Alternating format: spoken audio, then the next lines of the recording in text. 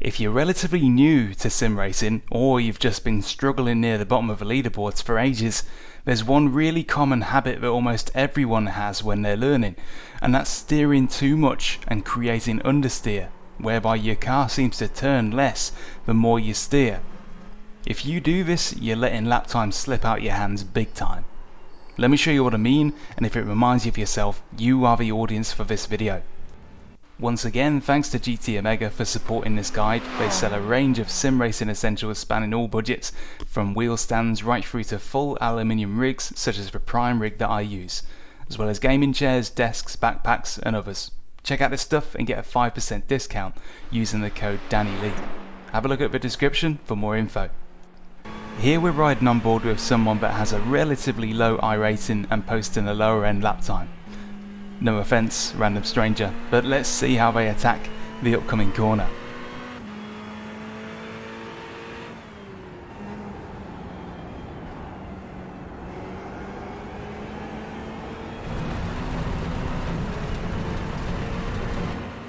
So we see that the first part of the corner goes well. Steering's wound in smoothly and the car turns into the corner. Lovely. But then they continue to add even more steering until their arms are almost crossed over, and at this exact moment the damage is being done. Our driver has fallen into the trap of overturning the steering wheel, and now the front starts to slip and feels like it's just not cornering well. They back out a little bit, but not enough to compensate for the ground they lost by that little moment of excess steering that pushed them wide, leaving them mowing the grass on corner exit. For comparison, here's how I approach that same corner.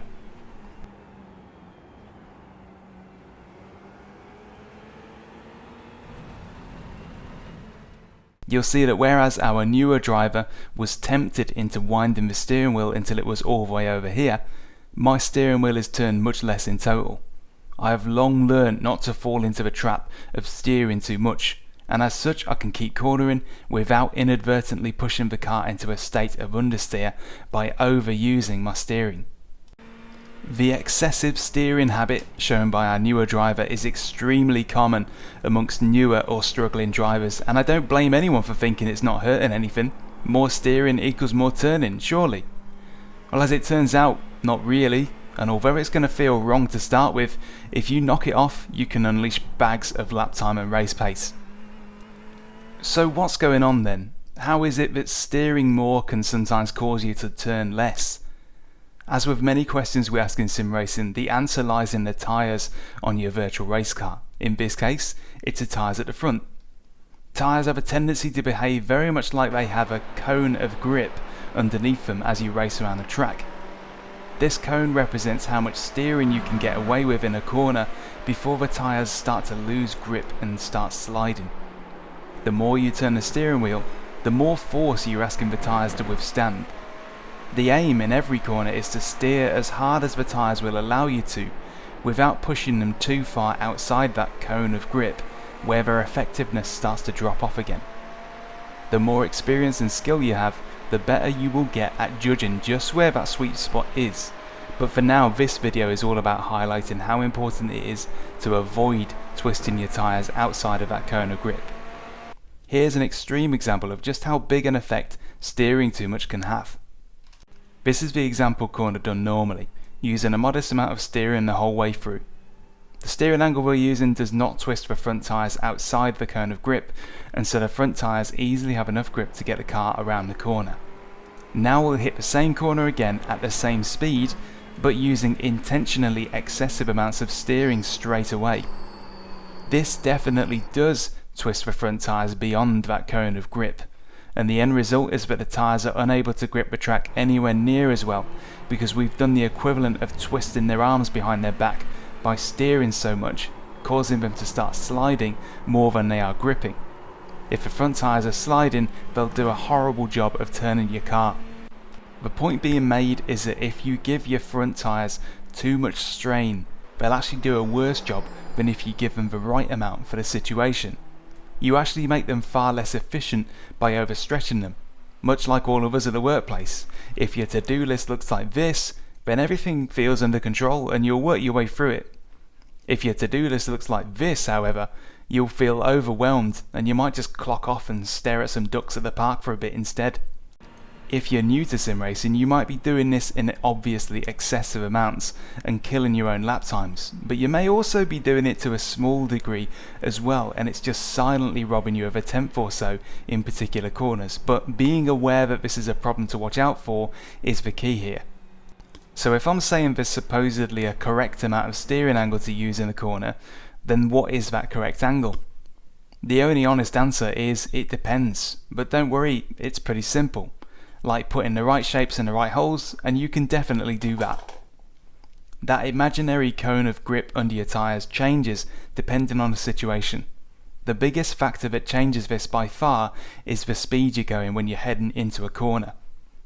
When you're going slowly, the effort it takes to change the direction of your car is not too bad, so the cone of grip is very wide, and you can get away with a fair bit of steering angle and the tyres won't be overwhelmed so easily, such as in hairpin turns and slow chicanes.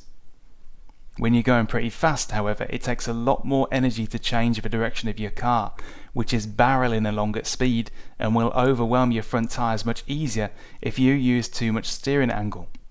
So that cone of grip is much narrower, and you must be more delicate with the steering wheel to keep those front tyres happy, such as when heading into fast turns. In simple terms, the slower the corner, the more your front tyres will allow you to steer. As mentioned earlier, when your car struggles to turn for any reason, this is called understeer, and by steering too much you can cause it. The trouble with understeer is that the line where it starts happening is quite blurry. Unlike oversteer, which is impossible to ignore because it sends you spinning off the track, understeer could be happening to you without any obvious symptoms besides semi-rubbish lap times.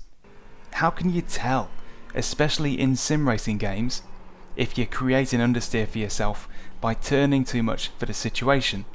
There are a few telltale signs to indicate if you have a tendency to push too much. If you're just practicing on your own, the signs of understeer happening would be a fair bit of roaring or scrubbing tyre noise as you go around a corner, with no evidence of actually cornering any harder. Lots of simulations and games represent understeer with different audio cues, but an extended squeal of tyres combined with lackluster turning is a sure sign. Furthermore, if your steering tends to look like this as you go through certain corners, whereby you're twisting the wheel more and more the further around the corner you go, ending with a sudden snappy unwind as you skim the outside curve and straighten up, it's a sure sign that you've picked up this habit and you need to knock it off. Another way to identify whether you're an excess wheel turner is to compare yourself against those of higher skill and experience than you. In iRacing, for example, you can join a public practice session and just spectate someone in the upper half of a lap time leaderboard once you've laid down a few laps of yourself. If you watch their steering behaviour long enough and then watch your own, you might notice that you're adding noticeably more steering angle, yet you're going slower around those same corners. There are lots of factors at play besides the amount of steering being used, but the point I'm pressing home is that identifying what faster people don't do is as important as figuring out what they do, and overturning the steering wheel is something that faster folks have learnt not to do. Because understeer is sometimes a bit hard to detect, your equipment does make a big difference in telling when the tyres are working well and when they're not. If you're on an entry-level steering wheel base, then the force feedback won't give you signals that are as loud and clear as mid-end or top-end bases. Each simulation also has a different way of expressing front tyre grip. iRacing feels noticeably different from Assetto Corsa, for example. Another reason why overturning your steering wheel leads to massive lap time theft is because it makes itself worse the more you do it over the course of a stint. Every time you're twisting those front tyres too much, you're shredding them to bits and generating heat. This leaves you with even less grip for the next corners, making you more likely to suffer the same fate again. You may as well be scraping the front tyres with a cheese grater. For example, after a normal 5-lap stint, my front tyre temperatures look like this, and after a 5-lap stint of slightly excessive steering, my front tyre temperatures were higher and my lap times were awful. A double dose of pain. So if you enter a corner and suddenly feel like your car just won't turn, But I'm telling you that you shouldn't just add more steering. What are you supposed to do? The solution is at your feet. If you've sent it into a corner a bit too hot and you've missed the apex by miles, don't steer more to compensate. Instead, just try to bleed off the speed with a gentle, sustained press of your brake pedal to bring things under control a bit and pull the nose of the car back into the corner. And then remember not to go in so hot in the next lap. If you're running wide on corner exit under full power, just relax the throttle pedal a little bit until your course is corrected and try to be less impatient with your power next lap. These solutions are not technically hard, it's just initially hard to fight the first thing your brain wants to do to fix the problem, which is steer more. Rarely, if ever, will adding more steering help matters if your car isn't turning as much as you wanted. But it's the easy option that your brain dangles right in front of you by instinct, and so it takes conscious effort to reach past it to the proper solution. But believe me, you will break the habit with repeated successful interrupts.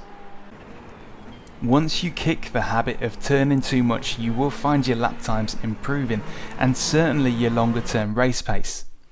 If you're struggling with a problem highlighted in this video, then you're either new to the game or you're just finding it difficult, but don't lose hope or give up. Sim racing is full of counterintuitive remedies that don't make sense at first, but eventually click into place. The payoff is knowing that you've taken another step forward, and hopefully you'll see it reflected in your results. Go and give it a try, and let me know if this video has helped you. Share it with your communities if you're helping each other improve. Drop a like and subscribe if you've enjoyed this guide, and don't forget to check out GC Omega and see if it got something you need. Use the discount code DannyLee for 5% off. Check out the description for more links and discounts too, and thank you to those who have supported me this way in the past. It's much appreciated. Thanks again.